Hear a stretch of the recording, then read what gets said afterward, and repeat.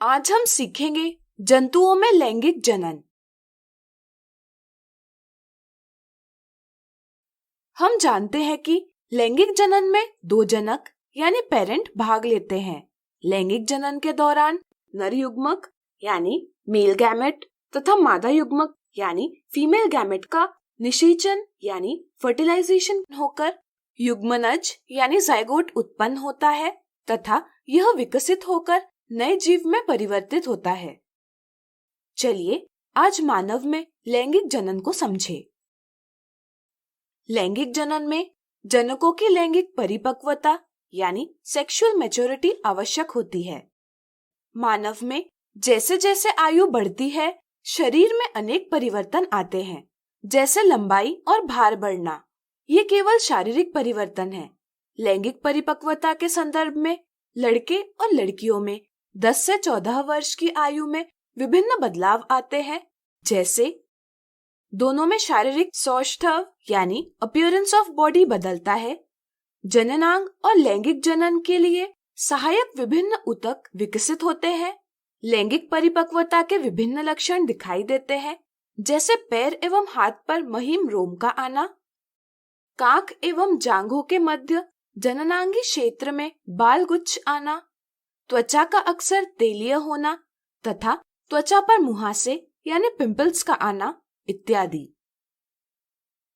शारीरिक और मानसिक परिवर्तनों के साथ लड़के और लड़कियां दोनों में कुछ हार्मोनल और भावनात्मक परिवर्तन भी आते हैं, जैसे वे एक दूसरे के प्रति अधिक सजग हो जाते हैं।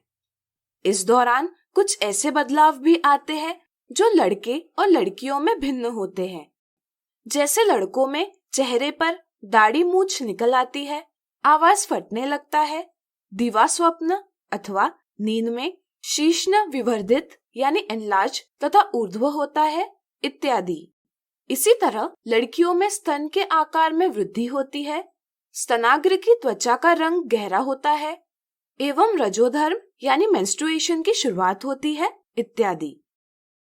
ध्यान रहे, ये बदलाव समय के साथ धीमी गति से होते हैं। सभी व्यक्तियों में ये बदलाव भिन्न आयु में होते हैं तथा किसी व्यक्ति में सभी बदलाव एक साथ नहीं होते, वे समय के साथ मंद गति से होते हैं। जन्म से लेकर किशोरावस्था तक शरीर मुख्यतः शारीरिक वृद्धि को प्राथमिकता देता है, लेकिन किशोरावस्था के प्रारंभिक वर्षों में जैसे जैसे शारीरिक वृद्धि की दर धीमी होती जाती है, जनन ऊतकों का परिपक्व होना प्रारंभ होता है। किशोरावस्था यानी एडोलेसेंस की इस अवधि को यौवनारंभ यानी प्यूबर्टी कहते हैं। लैंगिक परिपक्वता आने के बाद नर एवं मादा जनन के लिए योग्य हो जाते हैं। चलिए अब मानव में नर जनन तंत्र को समझें। मानव में नर जनन तंत्र में वृषणों का युग्म यानी पेयर ऑफ टेस्टिस, शुक्राशय यानी सेमिनल वेसिकल, शुक्राणुवाहिनी यानी वासा डिफरेंस, प्रोस्टेट ग्रंथि यानी प्रोस्टेट ग्लैंड, मूत्रमार्ग यानी यूरेथ्रा तथा शीश्न यानी पीनस होते हैं। प्रत्येक वृषण नर जनन कोशिका शुक्राणु यानी स्पर्म उत्पन्न करता है।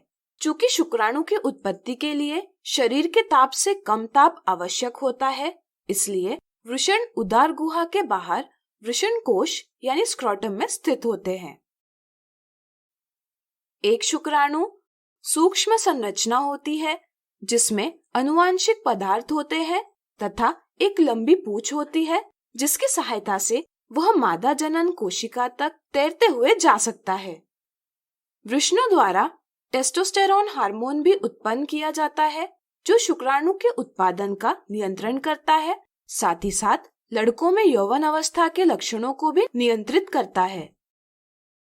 शुक्राणुओं का परिवहन शुक्रवाहिकाओं द्वारा होता है। शुक्रवाहिका मूत्राशय से आने वाली नली से जुड़कर एक संयुक्त नली बनाती है। शुक्राशय यानी सेमिनल वेसिकल और प्रोस्टेट ग्रंथि यानी प्रोस्टेट ग्लैंड से आने वाले स्राव शुक्राणुओं के वहन के लिए तरल माध्यम उपलब्ध करते हैं तथा वे उनका पोषण भी करते हैं। शीश्न इस स्राव को मादा के जनन अंग में पहुंचाता है। अब चलिए मानव के मादा जनन तंत्र को समझें। मानव के मादा जनन तंत्र अंडाशय यानी ओवरीज, अंडवाहिका यानी ओविडक्ट जिसे फैलोपियन ट्यूब भी कहते हैं, गर्भाशय यानी यूटेरस तथा योनि यानी वजाइना से मिलकर बनता है। मादा जनन कोशिका यानी फीमेल जर्म सेल जिसे अंड कोशिका कहते हैं का निर्माण अंडाशय में होता है। अंडाशय में विभिन्न हार्मोन जैसे ईस्ट्रोजन भी उत्पादित होते हैं। लड़की के जन्म से ही अंडाशय में कई अपरिपक्व अंड यानी इमैच्योर एग्स होते हैं। यौवन आरंभ में ये परिपक्व होने लगते हैं। प्रत्येक माह 2 में से 1 अंडाशय द्वारा एक अंड परिपक्व किया जाता है। अंडवाहिका यानी फैलोपियन ट्यूब द्वारा इसे एक लचीली थैली के जैसे संरचना में ले जाया जाता है जिसे गर्भाशय यानी यूटेरस कहते हैं। बेलन के आकार जैसी ग्रीवा यानी सर्विक्स से गर्भाशय और योनि यानी वजाइना को जोड़ा जाता है। मानव नर और मानव मादा के मैथुन के समय नर के शरीर से शुक्राणुओं का योनि में परिवहन होता है। शुक्राणु ऊपर की ओर जाते हुए अंडवाहिका तक पहुंच जाते हैं।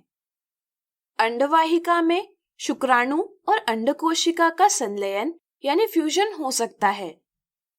इसे हम निषेचन यानी फर्टिलाइजेशन कहते हैं। इससे निषेचित अंड यानी युग्मनज यानी जाइगोट उत्पन्न होता है।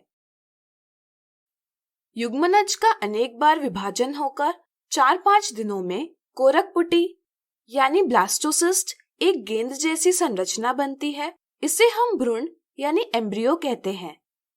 इसके बाद गर्भाशय में भ्रूण की स्थापना होती है जहां वह विकसित होता है। इसके लिए गर्भाशय की भित्ति में एक तश्तरी के जैसी संरचना विकसित होती है जिसे हम अपरा या प्लासेंटा कहते हैं। प्लासेंटा भ्रूण से नाभि रज्जु यानी अम्बिलिकल कॉर्ड द्वारा जोड़ी जाती है। नाभि रज्जु की सहायता से प्लासेंटा भ्रूण को ग्लूकोज, ऑक्सीजन तथा आवश्यक पदार्थों की आपूर्ति करता है। इसी तरह भ्रूण द्वारा उत्पन्न कार्बन डाइऑक्साइड और अन्य उत्सर्जित अविशिष्ट पदार्थों को बाहर निकालता है। गर्भावस्था के पश्चात लगभग 9 महीने में गर्भ पूर्ण रूप से विकसित हो जाता है तथा प्रसव के लिए तैयार हो जाता है। प्रसव के दौरान गर्भाशय की पेशियों का लयबद्ध संकुचन होता है जिससे शिशु का जन्म होता है। तो अब आप मानव के लैंगिक जनन की क्रिया समझ गए होंगे। तो आज हमने सीखा जंतुओं में लैंगिक जनन, लैंगिक जनन, लैंगिक जनन, लैंगिक जनन।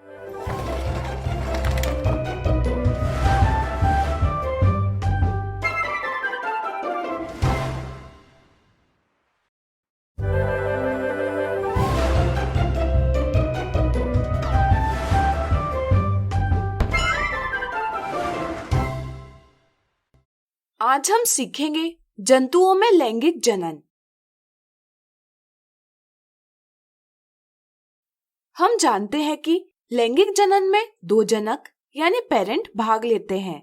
लैंगिक जनन के दौरान नर युग्मक यानी मेल गैमेट तथा मादा युग्मक यानी फीमेल गैमेट का निषेचन यानी फर्टिलाइजेशन होकर युग्मनज यानी जाइगोट उत्पन्न होता है तथा यह विकसित होकर नए जीव में परिवर्तित होता है। चलिए आज मानव में लैंगिक जनन को समझें। लैंगिक जनन में जनकों की लैंगिक परिपक्वता यानी सेक्सुअल मैच्योरिटी आवश्यक होती है। मानव में जैसे जैसे आयु बढ़ती है शरीर में अनेक परिवर्तन आते हैं, जैसे लंबाई और भार बढ़ना। ये केवल शारीरिक परिवर्तन है। लैंगिक परिपक्वता के संदर्भ में लड़के और लड़कियों में 10 से 14 वर्ष की आयु में विभिन्न बदलाव आते हैं, जैसे दोनों में शारीरिक सौष्ठव यानी अपीयरेंस ऑफ बॉडी बदलता है। जननांग और लैंगिक जनन के लिए सहायक विभिन्न ऊतक विकसित होते हैं। लैंगिक परिपक्वता के विभिन्न लक्षण दिखाई देते हैं, जैसे पैर एवं हाथ पर महीन रोम का आना, कांख एवं जांघों के मध्य जननांगी क्षेत्र में बाल गुच्छ आना, त्वचा का अक्सर तेलीय होना तथा त्वचा पर मुहासे यानी पिंपल्स का आना इत्यादि। शारीरिक और मानसिक परिवर्तनों के साथ लड़के और लड़कियां दोनों में कुछ हार्मोनल और भावनात्मक परिवर्तन भी आते हैं, जैसे वे एक दूसरे के प्रति अधिक सजग हो जाते हैं। इस दौरान कुछ ऐसे बदलाव भी आते हैं जो लड़के और लड़कियों में भिन्न होते हैं, जैसे लड़कों में चेहरे पर दाढ़ी मूंछ निकल आती है, आवाज फटने लगता है, दिवा स्वप्न अथवा नींद में शीश्न विवर्धित यानी एनलार्ज तथा ऊर्ध्व होता है इत्यादि। इसी तरह लड़कियों में स्तन के आकार में वृद्धि होती है, स्तनाग्र की त्वचा का रंग गहरा होता है एवं रजोधर्म यानी मेंस्ट्रुएशन की शुरुआत होती है इत्यादि। ध्यान रहे, ये बदलाव समय के साथ धीमी गति से होते हैं। सभी व्यक्तियों में ये बदलाव भिन्न आयु में होते हैं तथा किसी व्यक्ति में सभी बदलाव एक साथ नहीं होते, वे समय के साथ मंद गति से होते हैं। जन्म से लेकर किशोरावस्था तक शरीर मुख्यतः शारीरिक वृद्धि को प्राथमिकता देता है, लेकिन किशोरावस्था के प्रारंभिक वर्षों में जैसे जैसे शारीरिक वृद्धि की दर धीमी होती जाती है, जनन ऊतकों का परिपक्व होना प्रारंभ होता है। किशोरावस्था यानी एडोलेसेंस की इस अवधि को यौवनारंभ यानी प्यूबर्टी कहते हैं। लैंगिक परिपक्वता आने के बाद नर एवं मादा जनन के लिए योग्य हो जाते हैं। चलिए अब मानव में नर जनन तंत्र को समझे। मानव में नर जनन तंत्र में वृषणों का युग्म यानी पेयर ऑफ टेस्टिस, शुक्राशय यानी सेमिनल वेसिकल, शुक्राणु वाहिनी यानी वासा डिफरेंस, प्रोस्टेट ग्रंथि यानी प्रोस्टेट ग्लैंड, मूत्र मार्ग यानी यूरेथ्रा तथा शीश्न यानी पीनस होते हैं। प्रत्येक वृषण नर जनन कोशिका शुक्राणु यानी स्पर्म उत्पन्न करता है। चूंकि शुक्राणु की उत्पत्ति के लिए शरीर के ताप से कम ताप आवश्यक होता है, इसलिए वृषण उदर गुहा के बाहर वृषण कोश यानी स्क्रोटम में स्थित होते हैं। एक शुक्राणु सूक्ष्म संरचना होती है जिसमें अनुवांशिक पदार्थ होते हैं तथा एक लंबी पूंछ होती है जिसकी सहायता से वह मादा जनन कोशिका तक तैरते हुए जा सकता है। वृषणों द्वारा टेस्टोस्टेरोन हार्मोन भी उत्पन्न किया जाता है जो शुक्राणु के उत्पादन का नियंत्रण करता है, साथ ही साथ लड़कों में यौवन अवस्था के लक्षणों को भी नियंत्रित करता है। शुक्राणुओं का परिवहन शुक्रवाहिकाओं द्वारा होता है। शुक्रवाहिका मूत्राशय से आने वाली नली से जुड़कर एक संयुक्त नली बनाती है। शुक्राशय यानी सेमिनल वेसिकल और प्रोस्टेट ग्रंथि यानी प्रोस्टेट ग्लैंड से आने वाले स्राव शुक्राणुओं के वहन के लिए तरल माध्यम उपलब्ध करते हैं तथा वे उनका पोषण भी करते हैं। शीश्न इस स्राव को मादा के जनन अंग में पहुंचाता है। अब चलिए मानव के मादा जनन तंत्र को समझे। मानव के मादा जनन तंत्र अंडाशय यानी ओवरीज, अंडवाहिका यानी ओविडक्ट जिसे फैलोपियन ट्यूब भी कहते हैं, गर्भाशय यानी यूटेरस तथा योनि यानी वजाइना से मिलकर बनता है। मादा जनन कोशिका यानी फीमेल जर्म सेल जिसे अंड कोशिका कहते हैं का निर्माण अंडाशय में होता है। अंडाशय में विभिन्न हार्मोन जैसे ईस्ट्रोजन भी उत्पादित होते हैं। लड़की के जन्म से ही अंडाशय में कई अपरिपक्व अंड यानी इमैच्योर एग्स होते हैं। यौवन आरंभ में ये परिपक्व होने लगते हैं। प्रत्येक माह 2 में से 1 अंडाशय द्वारा एक अंड परिपक्व किया जाता है।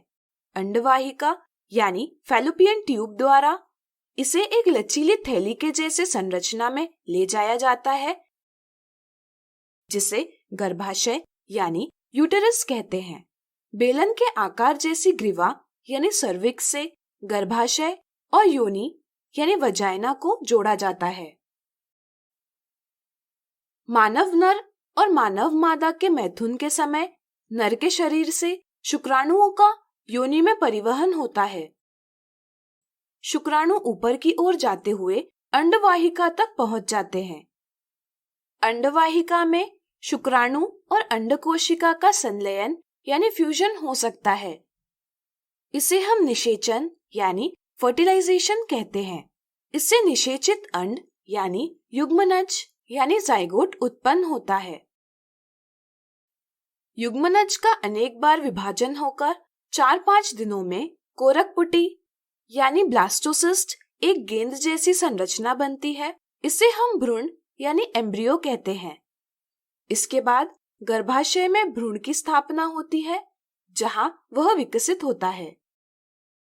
इसके लिए गर्भाशय की भित्ति में एक तश्तरी के जैसी संरचना विकसित होती है, जिसे हम अपरा या प्लासेंटा कहते हैं। प्लासेंटा भ्रूण से नाभि रज्जु यानी अम्बिलिकल कॉर्ड द्वारा जोड़ी जाती है। नाभि रज्जु की सहायता से प्लासेंटा भ्रूण को ग्लूकोज, ऑक्सीजन तथा आवश्यक पदार्थों की आपूर्ति करता है। इसी तरह भ्रूण द्वारा उत्पन्न कार्बन डाइऑक्साइड और अन्य उत्सर्जित अविशिष्ट पदार्थों को बाहर निकालता है। गर्भावस्था के पश्चात लगभग 9 महीने में गर्भ पूर्ण रूप से विकसित हो जाता है तथा प्रसव के लिए तैयार हो जाता है। प्रसव के दौरान गर्भाशय की पेशियों का लयबद्ध संकुचन होता है, जिससे शिशु का जन्म होता है। तो अब आप मानव के लैंगिक जनन की क्रिया समझ गए होंगे। तो आज हमने सीखा जंतुओं में लैंगिक जनन।